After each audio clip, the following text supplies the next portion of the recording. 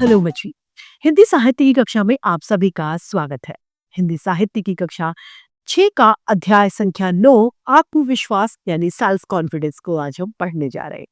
हिंदी साहित्य हमें सिर्फ बोलना यानी भाषा नहीं सिखाता, अपितु जीवन जीने की कला, उसके महत्व तथा मूल्यों से भी हम सभी को अवगत कराता है। तो आइए इस अध्याय को प्रारंभ करें। यह है अध्याय संख्या 9 आत्मविश्वास। पाठ परिचय से हमें पता चलता है कि करत करत अभ्यास के जड़ मत होत सुजान, यानी हम किसी काम को लगातार कोशिश करते रहते हैं तो हम उसमें निपुण हो जाते हैं। यह कहावत हमने जरूर सुनी है। लगातार अभ्यास करने से व्यक्ति में कार्यकुशलता खुद आ जाती है। जो गुण दाएं हाथ में होता है वही हाथ बाएं हाथ में भी होता है, लेकिन एक हाथ से हम सुंदर मोती जैसे अक्षर लिखने लगते हैं और दूसरे से हम सही ढंग से पेन भी नहीं पकड़ सकते। यह सब अभ्यास यानी किसकी कमी है? मेहनत की कमी है। न करने से ही ये नतीजा होता है। अतः आत्मविश्वास और परिश्रम के आगे कोई भी काम असंभव नहीं है। आइए पढ़े।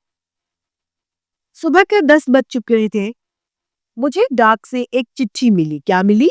एक लेटर, एक पत्र मुझे मिला। मैं लिफाफा खोलकर चिट्ठी पढ़ने लगा। कृपा करके मेरे अखबार के लिए एक कविता भेज दीजिए। क्या लिखा था? एक अखबार के लिए मुझे कविता भेज दीजिए। चिट्ठी के नीचे संपादक के हस्ताक्षर थे। संपादक का नाम महिपाल सिंह था। संपादक का नाम क्या था? महिपाल सिंह। चिट्ठियां तो बराबर आती रहती है, पर इस चिट्ठी ने मेरे मन को अपनी ओर खींच लिया था। इसका कारण यह था कि चिट्ठी की लिखावट बहुत सुंदर थी, यानी जो लेखनी थी वो बहुत सुंदर थी, वर्तनी बहुत सुंदर। हर अक्षर सांचे में ढला हुआ सा मालूम पड़ता था, यानी लिखावट बहुत ज्यादा अच्छी थी और अक्षर बहुत सुंदर लिखे गए थे। महिपाल सिंह से मेरी कोई जान पहचान नहीं थी, यानी मैं महिपाल सिंह को नहीं जानता था। यह उनकी पहली चिट्ठी लिखी थी। क्या लिखी थी? उनकी पहली चिट्ठी मुझे मिली थी। लिखावट देखकर मेरे मुंह से अनायास यानी अपने आप ही निकल पड़ा, वाह बड़ी सुंदर लिखावट है। क्या निकला? कि बहुत सुंदर राइटिंग है। मैंने दूसरे ही दिन कविताओं को लिख करके भेज दी। कविता अखबार में छपी। जिस अंक में छुपी वही अंक भी मेरे पास आया। कौन सा आया? जिस अंक में उनकी कविता लिखी गई थी। पूरे 32 पेज का साप्ताहिक अखबार था। साप्ताहिक यानी सप्ताह में एक बार वाला जो अखबार होता है वो साप्ताहिक अखबार कहलाता है। शुरू से लेकर अंत तक गांव की ही बातें छपी थी। बड़े सुंदर ढंग से सातों दिन के समाचार छाट छाट कर उसमें छापे गए थे। किसानों के लिए जानकारी की बहुत सी बातें भी उसमें लिखी गई थी। मैं अखबार को देखकर खुश हुआ और दूसरे अंक के लिए एक कविता भेज दी। दूसरी कविता भी अखबार में छपी। वो फिर से एक बार अखबार में कविता छापी गई। अब मैं बराबर कविता भेजने लगा। महिपाल सिंह की चिट्ठियां भी समय समय पर आया ही करती थी। वे कभी कविता मंगवाते थे तो कभी कहानी मंगवाते थे। मैं बराबर उनकी इच्छाओं की पूर्ति करता रहा। इसका परिणाम यानी इसका नतीजा यह हुआ कि हम दोनों के मन में एक दूसरे के लिए प्रेम पैदा हो गया, यानी हम दोनों एक दूसरे को प्रति प्यार भावना उत्पन्न हो गई। लगभग 1.5 साल बीत गया। महिपाल सिंह ने अपने पत्र में लिखा, यदि आपका कभी इधर आना हो तो मेरे ही घर ठहरने की कृपा करें, यानी अगर आप कभी इस तरफ आए तो मेरे ही घर पे आप रुके। मैंने भी उत्तर में उन्हें लिख दिया, यदि इधर आना हो तो आपका दर्शन जरूर करूंगा।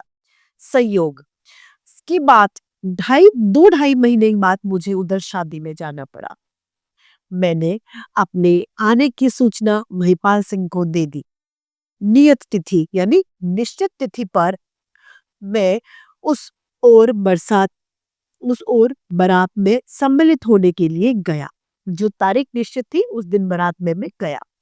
जब बारात से छुट्टी पा गए तो महिपाल सिंह के घर पे गया। महिपाल सिंह अपने घर के बाहरी कमरे में कुर्सी पर बैठकर मेज के सहारे कुछ लिख रहे थे। क्या लिख रहे थे? कुछ भी लिख रहे थे। मैंने दरवाजे पर खड़े होकर पूछा, क्या महिपाल सिंह है? महिपाल सिंह ने कुर्सी पर बैठे ही बैठे मेरी होठ देखते हुए पूछा, आप कौन है? मैंने उत्तर दिया, मेरा नाम है अखिलेश शर्मा।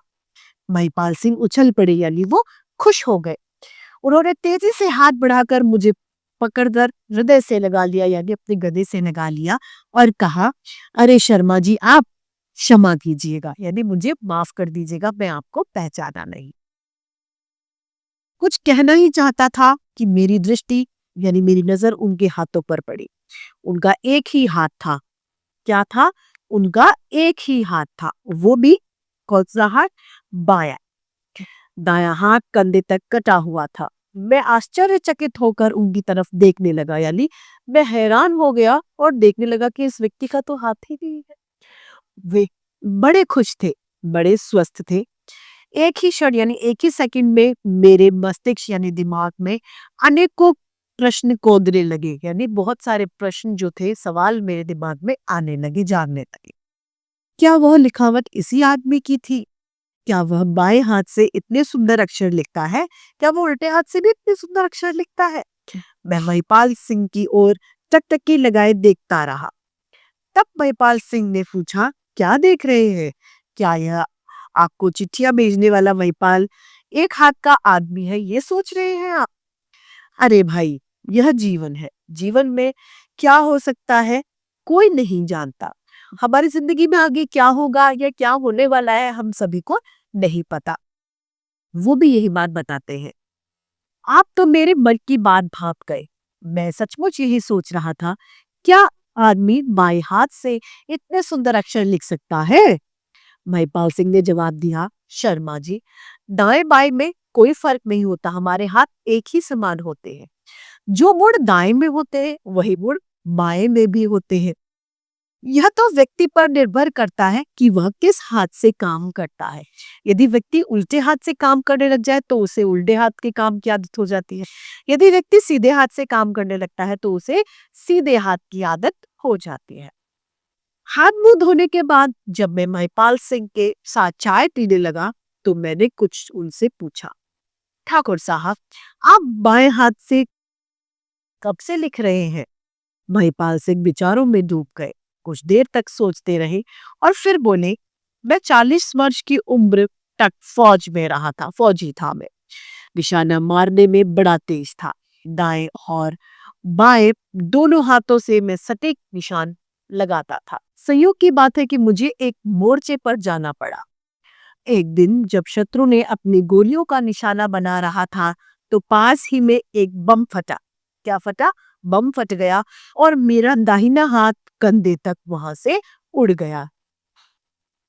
मैं गिर पड़ा, मुझे अस्पताल ले जाया गया। महीनों अस्पताल में पड़ा रहा। जब अच्छा हुआ तो सरकार ने मुझे पेंशन देकर सेवा से मुक्त यानी रिटायरमेंट मुझे मिल गया। सरकार ने मुझसे पूछा, सेवा से मुक्त होने पर कौन सा काम करूंगा? मैंने जवाब दिया कि मैं पहले कुछ पढ़ूंगा लिखूंगा और फिर उसके बाद अखबार निकालूंगा। सरकार ने मेरे पढ़ने लिखने और अखबार निकालने का पूरा इंतजाम कर दिया। मैं घर आकर बाएं हाथ से लिखने का अभ्यास करने लगा, यानी मैं किसका प्रयास करता था? उल्टे हाथ से लिखने का। 4-5 साल तक मैं कोशिश में ही लगा रहा।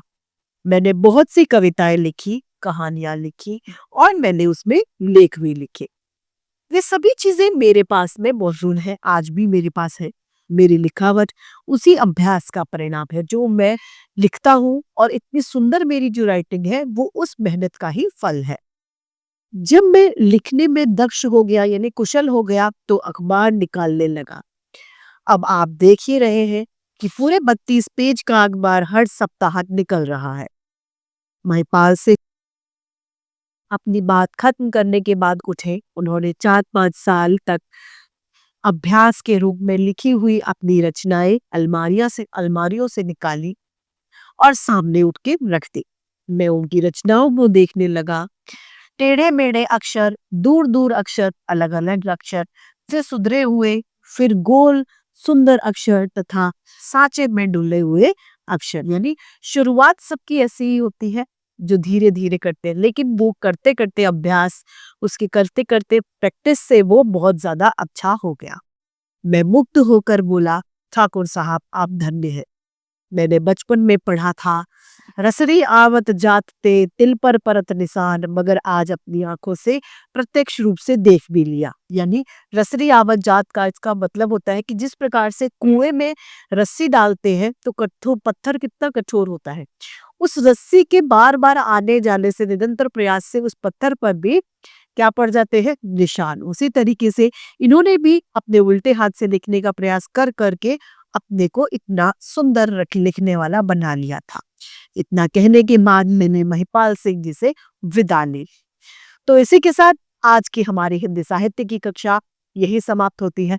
फिर से हिंदी साहित्य में ऐसे रोचक अध्याय लेके आपके समक्ष प्रस्तुत होते रहेंगे। आज के लिए इतना ही, फिर मिलते हैं। धन्यवाद।